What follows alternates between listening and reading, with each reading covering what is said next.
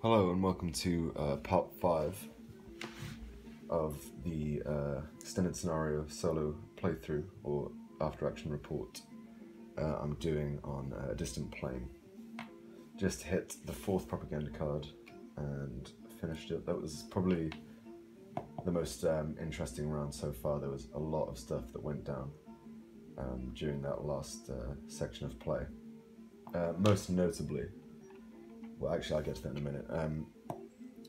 So the Taliban have now moved and have managed to spread quite a few bases on the board and have scored themselves quite a fair amount of victory points in the last section. So they moved from the border, from the northwest frontier. They moved into Badakhisan up here, and have managed to gain opposition there and get a base down.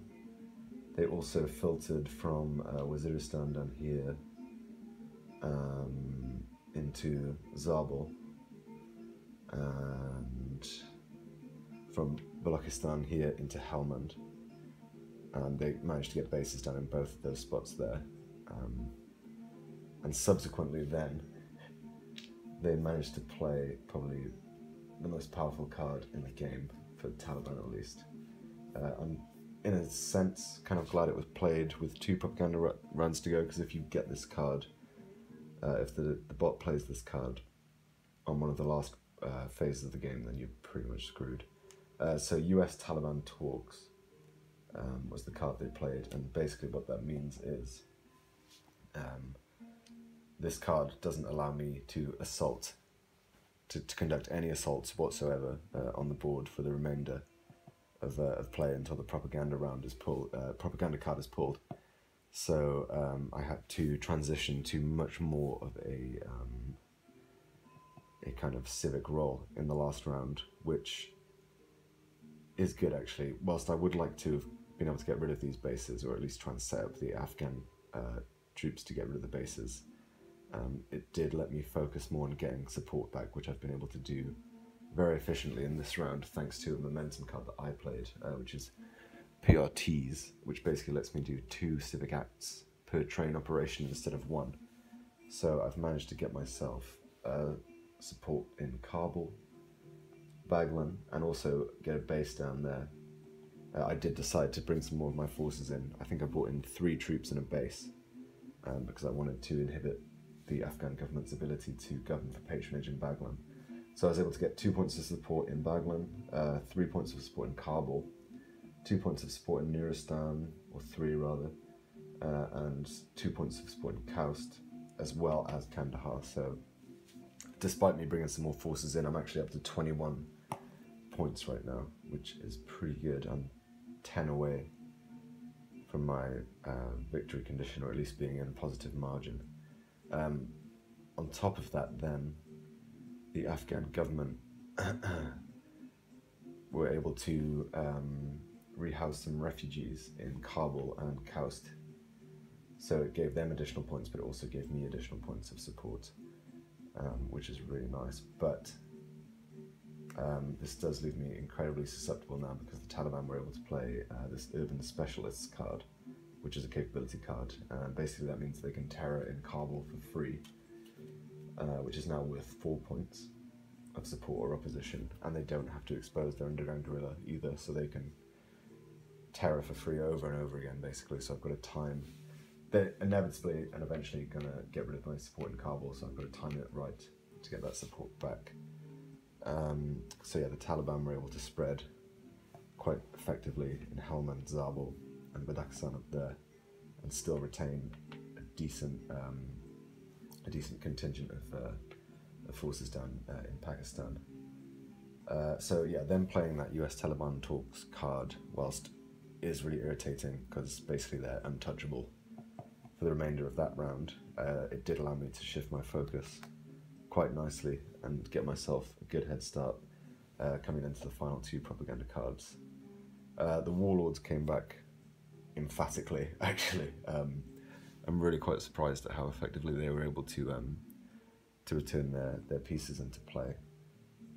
They've not scored that many points of uncontrolled population, but they've gone from basically being bankrupt to having the most amount of money in the game now. They've been able to siphon quite a large amount of funds through various deeds, mainly trafficking at their bases here, and just having enough bases and enough pieces on line of communications to get resources in the propaganda round as well.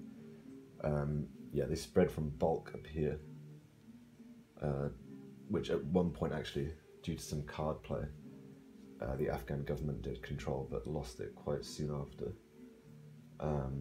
They were able to spread from bulk onto all of these line of communications here, and I just haven't had the time really to do anything about it. I did try and make it easier for the government to take this piece out here, but there wasn't time.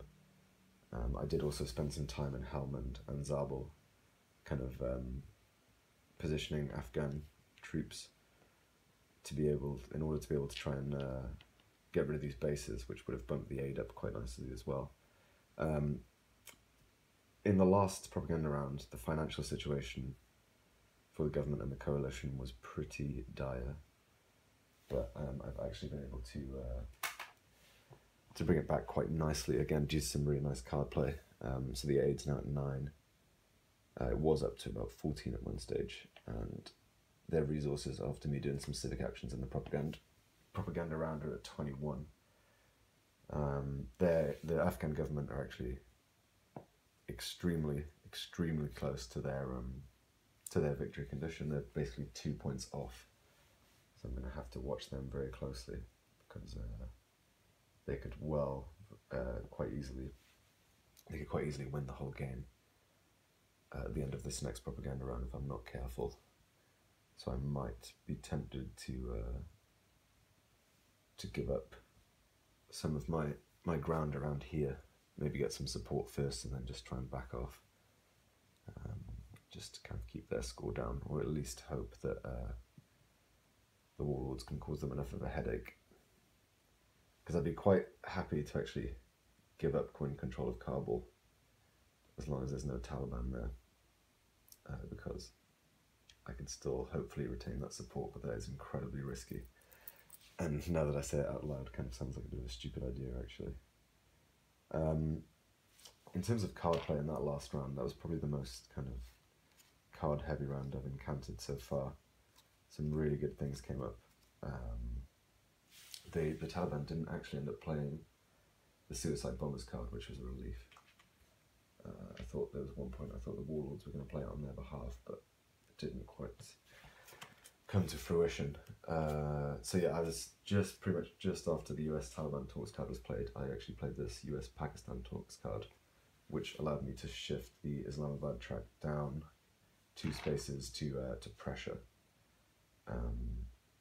which is cool because that basically means that Pakistan finally realised the Taliban are assholes, and for that portion of play they weren't allowed to rally at all in Pakistan, so that force you've previously seen on the border is now significantly reduced, but I'm sure we've got quite a large amount of troops down here that they'll bring into play soon. So this card was awesome because it granted 15 points worth of resources to me and the government, which was really nice, especially when it came to this PRT card. And just after that, the government were able to play this card, which bumped the aid up, gave them resources, but did also give them a point of patronage. So everyone's been very busy in this last round.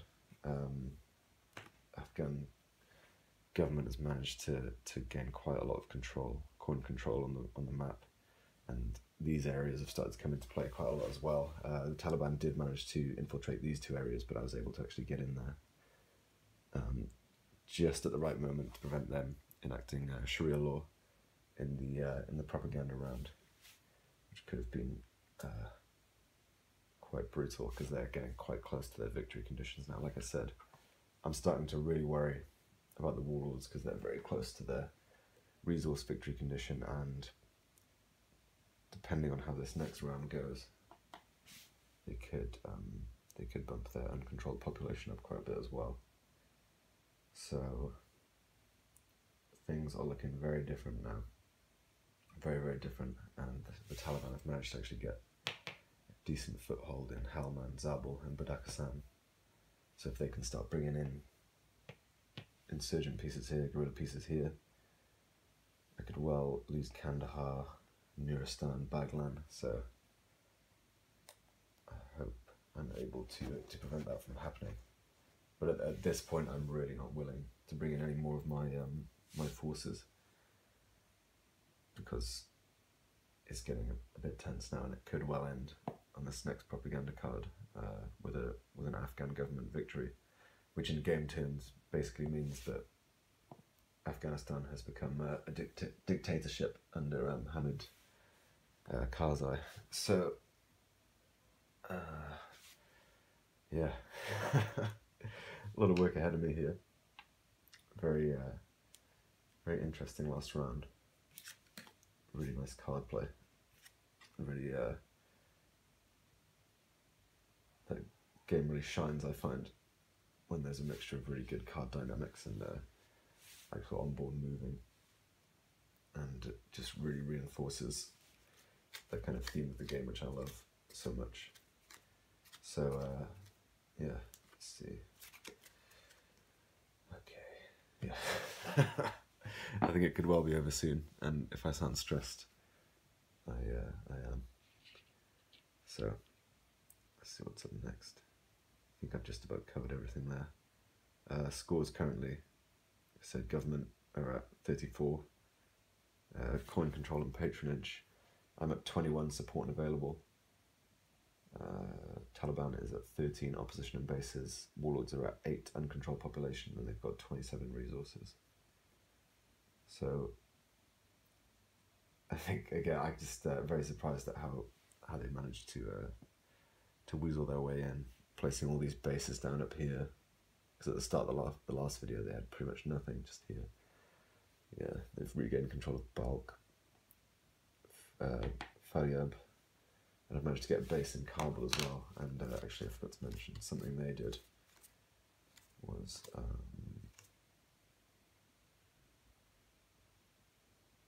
oh no, it was actually something the government did. They were able to replace warlord pieces with police pieces